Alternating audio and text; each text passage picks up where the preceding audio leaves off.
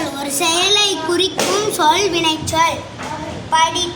பாடினான், குதித்தான், பூத்தது, ஓடினர், சாய்ந்தது, கத்தியது, குடித்தாள், மேய்ந்தது, படித்தான், பார்த்தான், பேசினான், ஆடியது. பெய்ந்தது, தாவியது, பறந்தது, சிரித்தாள், திண்டது, அழுதது, படித்தேன், சென்றான்,